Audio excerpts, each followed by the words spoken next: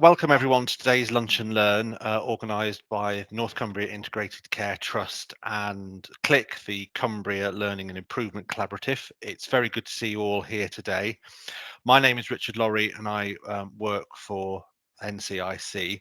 It's my special pleasure though today to welcome Dr. Brenda Connolly, who works in NCIC's Staff Wellbeing Service as clinical lead, a post she took on when the service launched last June. Prior to this, Brenda worked in the physical health psychology service for 8 years, and Brenda specialises in compassion and trauma-informed approaches with a specialist interest in healthcare staff wellbeing. And she's giving our session today on compassionate mind training for staff wellbeing. The idea of these lunch and learns is that they're a relaxed, informal space for health and care staff to come together to share experiences, learn something new, and think about quality improvement, as well as to be signposted to further resources. And I know Brenda's very keen to tell us about her work today. And of course, all of this is while you're eating your lunch, so do tune in and relax. And I think that ends everything from me. So without further ado, I will hand over to Brenda. Thank you. Thank you very much, Richard. Can you hear me okay? Yes. Okay.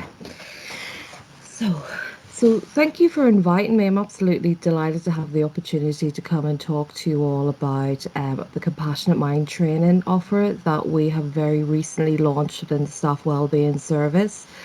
So the idea today really was to give you an overview of what we mean by compassion, why we feel compassionate mind training is important.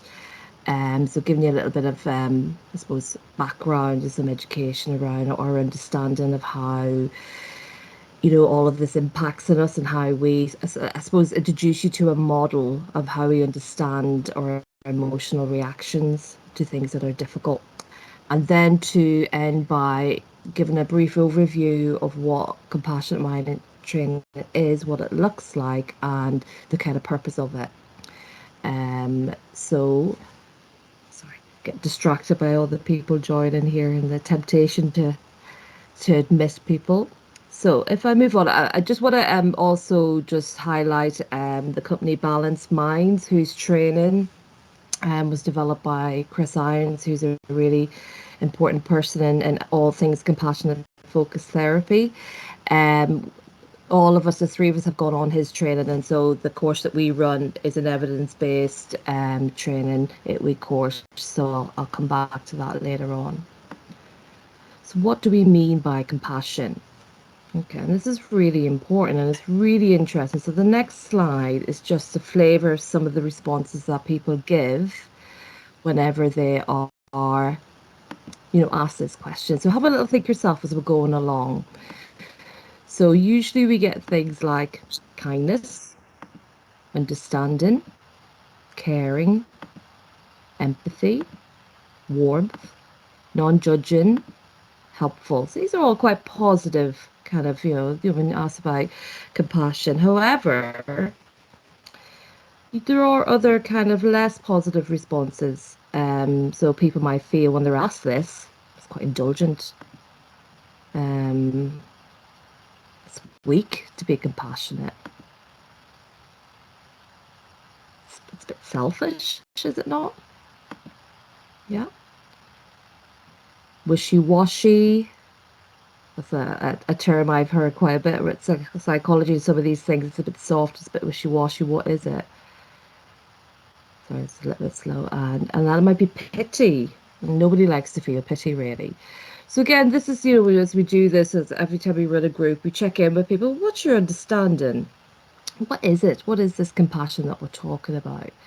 So one of the first things is, letting people off the hook. Okay, so one of the first things that we do, and is really important, that from a compassionate mind approach, from a compassionate focused therapy approach, to define what we mean by compassion, which includes some of those things in the previous slide, but it's much, much more than that. Okay, so these slides will come in one at a time, so a little bit slow. So it's a sensitivity to the suffering of self and others with a commitment to relieve it and prevent it. So let's break that down a little bit further. So if we think about the first, a sensitivity to the suffering of self and others, we call this the first psychology. So this is the ability to notice, to engage with, tolerate and understand distress and difficulties, both for ourselves and for other people. So that's only the first bit. So it's like a turning towards and a want and a courage really to engage with distress. Because sometimes often what we do as humans is we want to turn away from it because it's really uncomfortable or difficult. So compassion is that first psychology of choosing to turn towards and engage with suffering. And then the second psychology,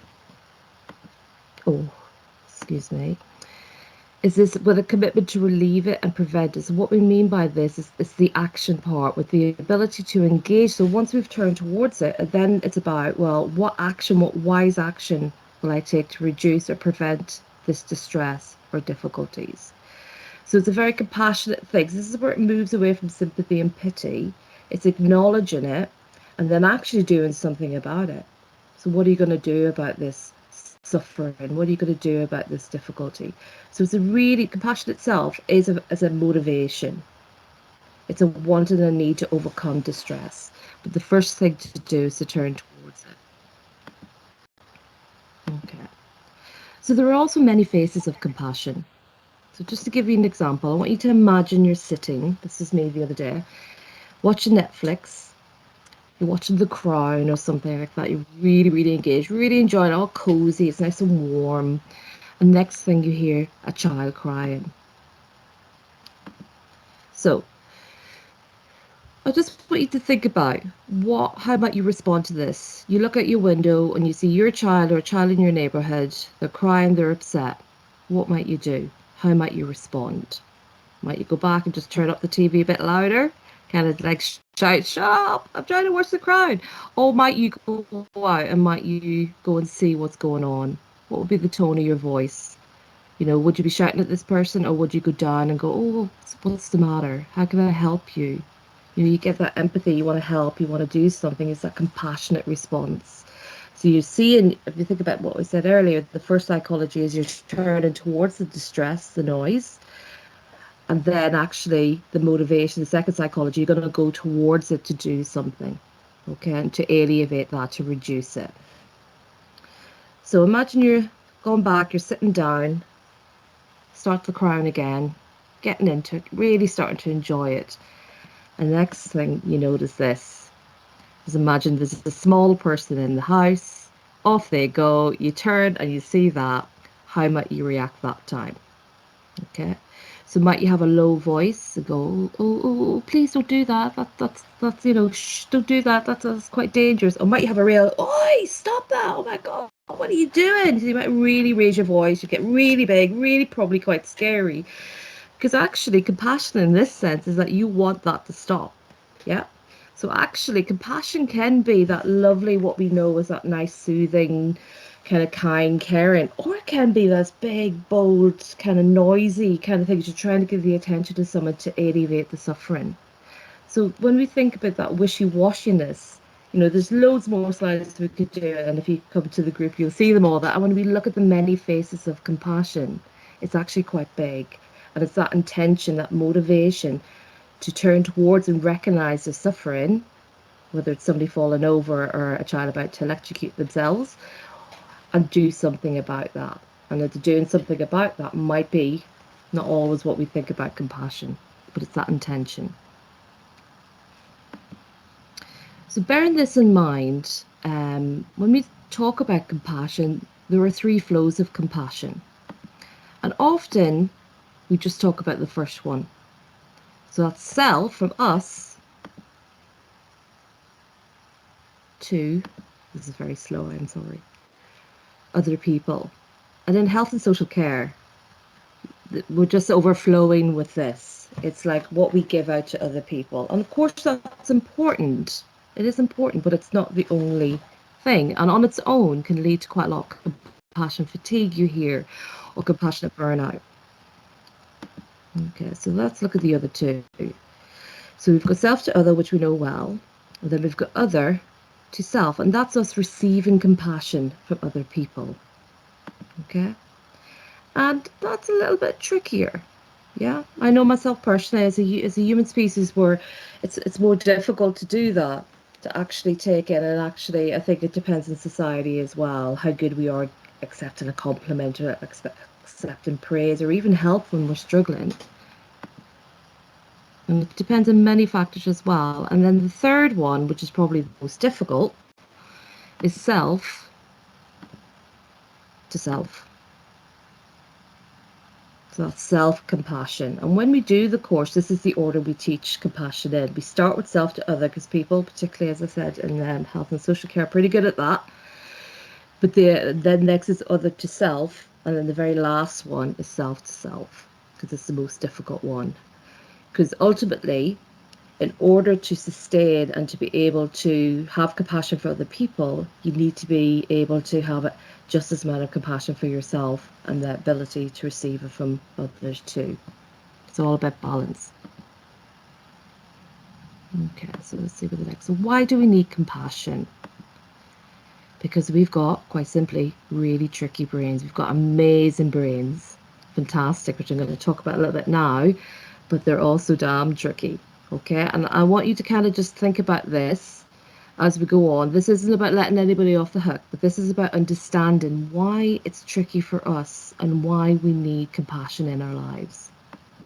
Okay, so if you look at this, it's quite a busy picture, this, but if you look at this, you can see that our brains are made up of new and old parts. So we've got an old part of the brain up in the middle with the ape, and this developed millions of years ago. Okay, and we've evolved from apes. And this part of the brain, the old part of the brain, holds our basic instincts and our motivations and our emotions. And this helped to keep us alive at times when we needed to immediately respond to threats. If you think about us as hunter-gatherers, you know, this, we had to react. It was very primitive. It was very basic.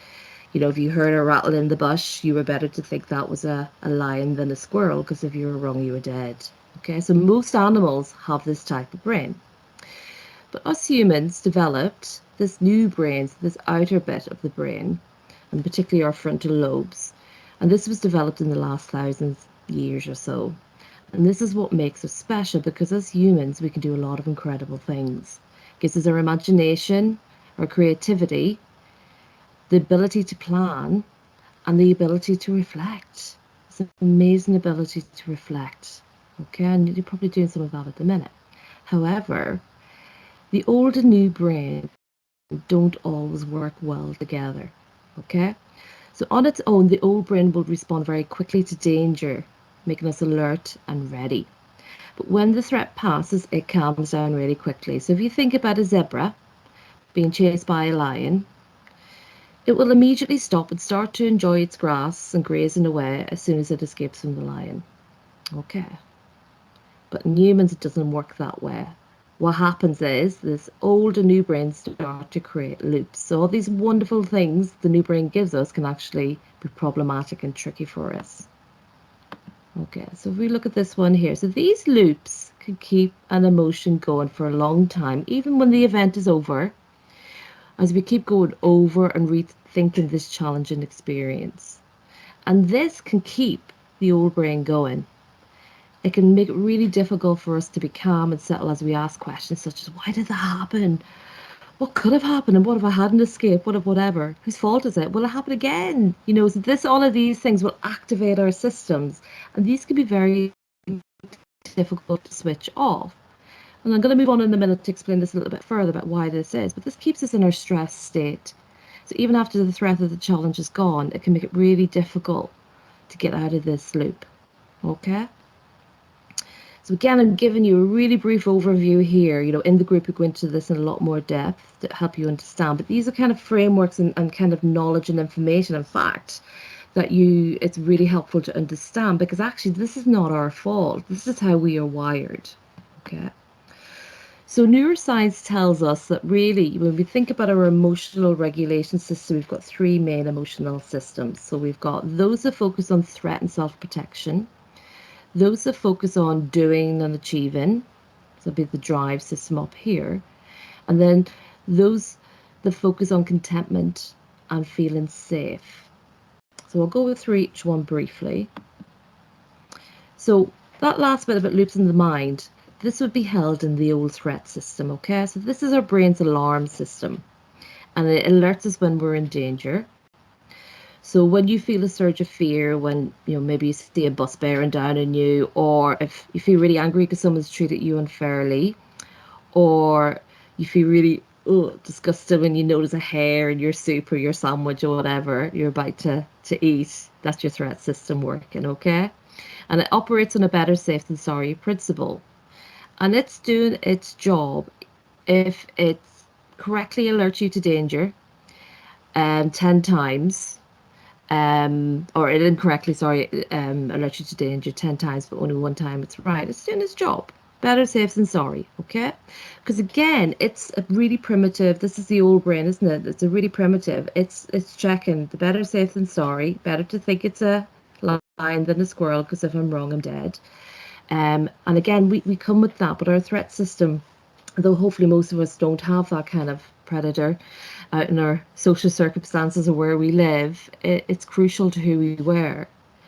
But the threat system now will also look at the group. Another big thing was, we think about social anxiety and we think about social threats that we may have. So for example, me giving this presentation in front of peers and colleagues, this could be potentially quite a threatening place, because if I make a fool of myself, I could be cast from the group. And again, if you think about back in our ancestors' time, if you were cast from the group, you were probably going to die quite quickly, either from starvation or you were going to be eaten by a predator.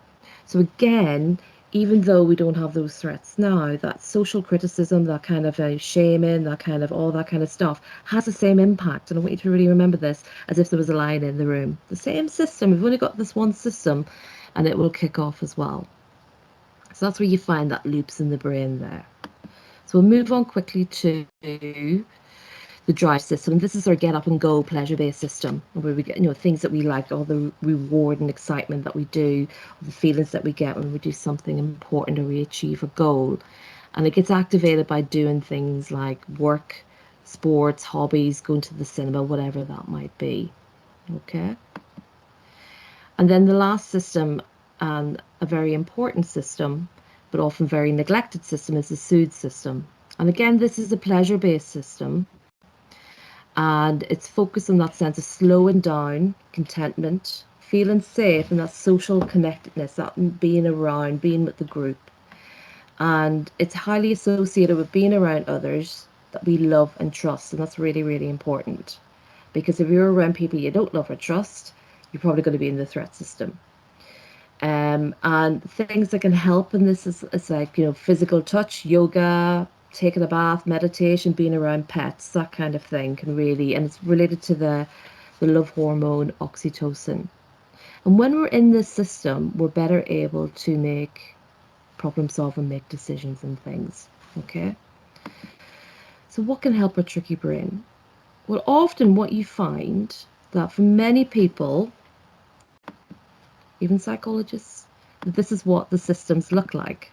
Okay, so you've got a big fat threat, because as you might have guessed, the threat system is very good at being activated all by itself. And, it's really just a default system there. That's nearly what we're working against. But the drive system and the soothe system, they need to be tended to like a garden. Okay, we need to actually do a bit of work around them to keep them going and making sure the threat, because actually there is only enough room in our systems for 3. So actually as one grows, the other will reduce. And so what the aim here really is balance. So how do we do that? Okay. Well, you build blue, you grow green, and you reduce red. That's my mantra. I want to have that on my back as my screen that goes behind me. So how do you do that? Well, one way you can do that is to come along to our Compassionate Mind Training 8-week online course. So at the minute, we're piloting this within our service, so people have been referred to our service, and then the plan is to offer it up more widely. So we'll continue to offer it as a clinical intervention for people coming into the service who are distressed and in need of support. But very much like the mindfulness training that Ian Rigg, my colleague, does, we're hoping to also offer this as well. So what is it? So it's 8 weeks of, and each session is about 2.5 hours long. And really, what it does, it's not therapy, it's a training that will form the basis of any future therapy. But actually, it's like a skills training. It gives you like the understanding, the basic ideas about the approach, learning about how you've had a brief introduction there about how our mind works, how we get caught into loops, and how and why our emotions can be difficult. So understanding the mechanics of it. And then explore in more depth what compassion means, what that actually looks like in our daily life, and how we might develop skills in this. And then there's a lot of experiential work that goes into it. So it's a bit like physio, as the analogy I often use, that you can, you know, you go to the physio, you've got some kind of difficulty, they give you exercises to rehabilitate yourself, to improve the strength in a particular muscle forever. This is exactly the same with this type of therapy. It's like rehab for our minds. So you get exercises that actually are evidence-based, that actually the more that we use it, we can develop these compassionate mind muscles or mindfulness muscles in our brain that we can use. And actually the aim here isn't to get rid of threat. The aim here is actually just to balance it, because we still need threat in our lives. It was what makes us get out of the way if a bus is coming down the road, as we used earlier. And we need enough drive to be able to get up and do stuff. But it's all about balance. Understandably, there's a lot of fears, blocks, and resistances to doing compassion. And it is actually really difficult to do, which is why we have the 8-week course, where actually a lot of what we talk about is the challenges around it. And then it's about that leap into real life, so to speak, using it when things are difficult. Yeah. And again, between sessions, we get you going out, practicing these skills, coming back. Actually, what was it like? Were you able to do it? What got in the way? What well, and so on. So as I say, it's not therapy per se, although, we are working with you. You're coming here and it's an experiential experience, but you're not required to share anything personal. And there's a maximum of 8 people in the course, and each session runs for about 2.5 hours, and it will take place during working hours. So, as I said, we're halfway through the first online course. It's going exceptionally well, and then the plan is, hopefully, this might be a little bit early, but we're hoping that the next course that we run will be mid-April, maybe end of April, that we're going to open up to the wider. As I say, you don't need to be referred to our service, and we'll have to have a think about that, how that we're going to do that. And I guess it'll be similar to the mindfulness training offers. And Karen, I think I saw a question pop up and then disappear about whether it's open to the system. That I don't know yet. That, again, this is very early thinking. We've just decided that we're going to open it up, but how we're going to do that, I'm not 100% sure at this moment. So we'll probably have some conversations with yourselves. So I have spoke a bit longer than I promised I would. That's all right, Brenda. I could tell by So the thank slides you. where you were Any going. questions? No, that's great, fantastic. Okay. Thanks, Brenda. No, thanks very much. We do actually have another question just popped in from Anne Marie. Would this be suitable for staff working in education roles such as preceptorship and supporting learners? Absolutely. I mean, this is suitable for every human being who walks the planet, no matter what you do. And this is our attempt of bringing this. I mean, we wanted from the very, the top, all the execs would love to go on this as well. I would love to offer it to everybody, because at the end of the day, we're all human. It's what connects us all. Yeah. Yes. And we all have the same brain. So absolutely, it would be something that actually, when I think back to my training in the early beginnings, it would have been fantastic to have this. But this is how old I am. This wasn't around when I did my training. This has probably been around the last 10 years or so. And I did my training a little bit earlier than that. But it would be a fantastic tool to have. Yeah, absolutely.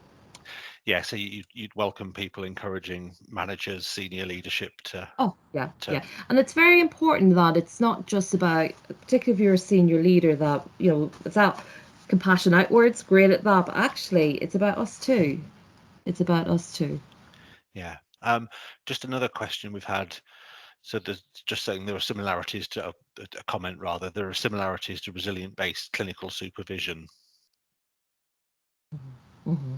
Yeah. And that's it. What you'll see is that and I suppose one of the pieces of work that we want to do is kind of what else is going on out there. And often what you find is that it's very similar, but it's just got a different name, or it's got a different spin on it, or maybe a different focus on it. But actually, it's about how we all link up and how that kind of standardized approach through that. So this is the start. We're using this as a clinical kind of tool on a very personal, individual basis, really. But actually, absolutely, it would be fantastic taking that into supervision and using it as an approach to how we actually supervise or receive supervision too.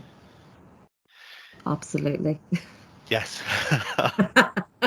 As soon as I know how, we'll be advertising the offer. I was going to So say absolutely. this is going to be we will be advertising this quite widely. So yeah, it certainly looks very useful. And I suppose as it develops, because as you said, it's very early days with this. Because one of the things I'm sort of conscious of in management and supervision is sometimes there's a tension because you want to be compassionate and supportive to one team member, but then it's very difficult for other team members to understand the situation, and you've got to balance that off. I suppose, will that sort of feed into further work down the line?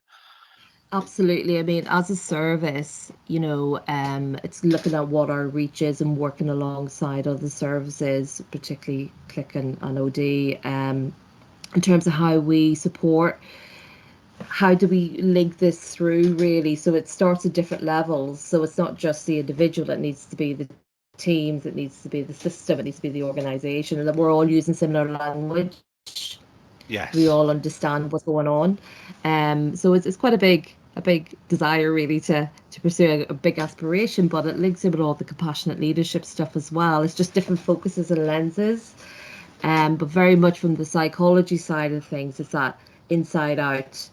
You know what I mean? It's not about reading it. It's not an academic exercise. It's like what you do. This course is experiential because that's the best way to learn and understand it, and to use it and to see if it's for you. Yes. No, that sounds great, Brenda. And actually, I think it's probably a sign of a keenness for this, because yeah, Anne-Marie says, would you come and talk to the professional nursing and midwifery advocates on one of their away days, please? Absolutely, absolutely. Yeah. So any requests, we're very happy to come along and do a session, even like a little taster session and things. We're doing some stuff already, so we've had some requests. So please just get in touch. I think I should have put my email on. You can either I was email going to me at say, staff yeah, wellbeing service, and we could start that conversation, because I think the first step is raising awareness. yes. And then starting to offer more different offers, I guess, different levels, but more than happy to come.